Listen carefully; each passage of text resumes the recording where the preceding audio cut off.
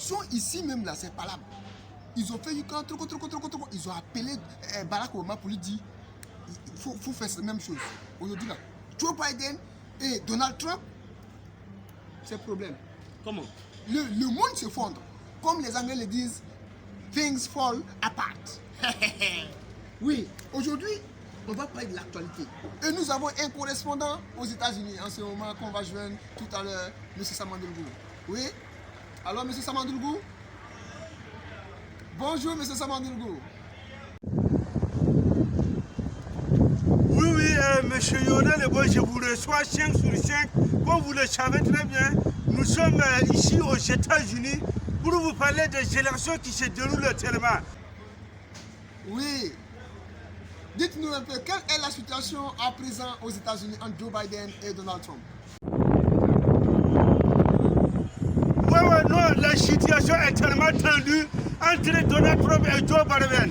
Parce que ces deux camps-là, chacun a pris son partisan à côté, ça se frappe ici, ça se frappe là-bas. Nous-mêmes, nous nous demandons qu'est-ce qu'il se passe. Est-ce que l'Afrique n'a pas contaminé les États-Unis? Parce que depuis l'histoire des États-Unis, nous n'avons jamais connu cela. Voilà, nous n'avons jamais connu cela.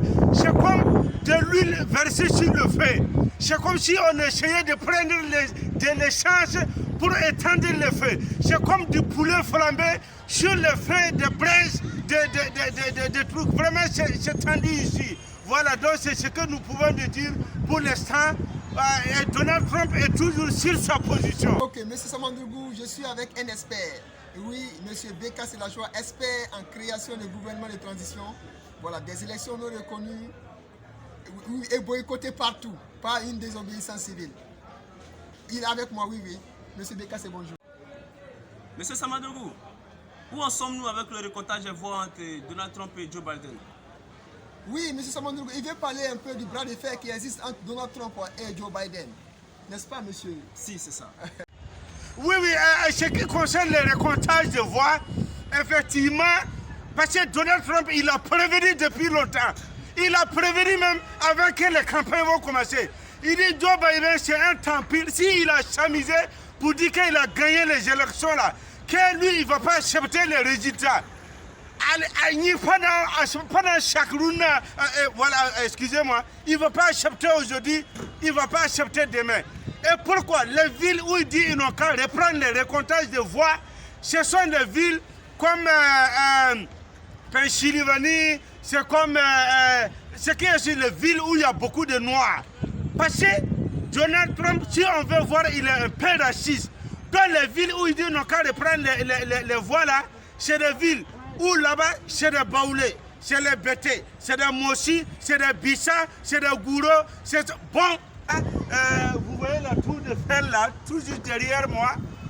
Oui, M. Samandrougou, non, je pense que vous vous trompez. Oui, la tour Eiffel n'est pas aux États-Unis, plutôt en Espagne. Oui, dans le pays de Michael Jackson.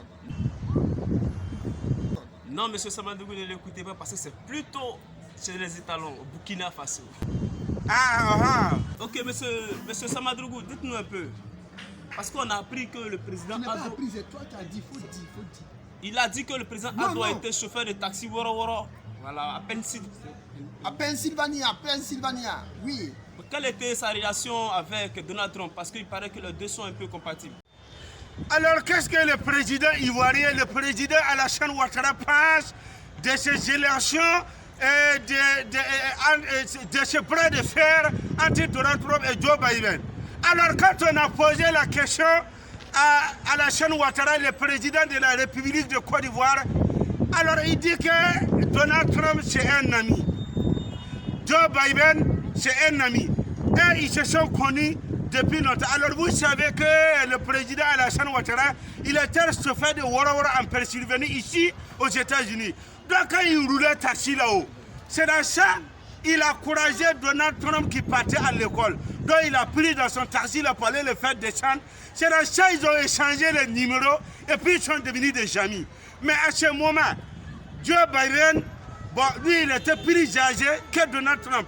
Voilà, donc c'est-à-dire au moment Donald Trump lui faisait jardin, Joe Biden lui il était au CMD. Voilà, donc il vous dit, lui il ne veut pas s'immiscer dans les histoires des États-Unis ici. Voilà, donc à vous l'antenne. Okay. Monsieur Samandougo, dites-nous, quel est le rôle de l'ONU, l'UA, l'UE, la G7, G5, G10 et G20? Qu'est-ce qu'ils en pensent? Oui, j'ai bien compris votre question. Ce qui concerne l'Afrique, qu'est-ce que l'Union africaine a décidé contre les États-Unis, contre Donald Trump et Joe Biden? Parce que l'ONU et l'OIA et l'OIE, ils ont prévenu les États-Unis pour dire vous les faites attention. Si vous avez fait erreur, hein, si vous avez chamisé, que le peuple américain se sont divisés, ils se sont frappés. Alors ce qu'ils vont faire, ils vont mettre embargo sur les États-Unis. Ils ne vont pas les apporter à manger. Ils ne vont pas les apporter rien. Et les États-Unis vous feront mieux de se débrouiller seuls. Donc, ils n'ont qu'à faire attention que les élections là, les résultats n'ont qu'à bien se passer et que tout ça vraiment dans les normes. Voilà. Et surtout qu'il ne faut pas, ils vont essayer de créer un gouvernement de transition quelque part là-bas. Voilà. Ok, mais M. Samandougo, dites-nous, à présent, est-ce que vous n'avez pas besoin du Conseil national de transition formé ici par M. Henri Konan Bédié et Afin Guessan pour pouvoir pallier un peu à ce problème aux États-Unis? Oui, alors, oui. Non, je n'ai pas attendu votre question. Vous pouvez reposer votre question. Allô? À présent, est-ce que vous n'avez pas besoin du Conseil national de transition formé ici par M. Henri Konan Bédié et Afin Guessan pour pouvoir pallier un peu à ce problème aux États-Unis? Allô? Allô? Il y a le vent là, je vous attends pas. Allô? Oui, M. Samandougo? Samandougo? Oh, alors nous avons perdu M. Samandougo. Nous étions en direct des États-Unis avec M. Samandougo, notre reporter là-bas, pour nous donner la situation entre Donald Trump et Joe Biden. Mais malheureusement, on n'aura pas les infos sur la Côte d'Ivoire, encore une énième fois. Nous nous retrouvons tout à l'heure, dans 15 minutes, pour un nouveau journal. Bonsoir. Bonsoir. Tant pis, vous avez vos questions bizarres là. Je ne suis pas dedans. Hein. Vous croyez que quoi? Reprenez l'antenne.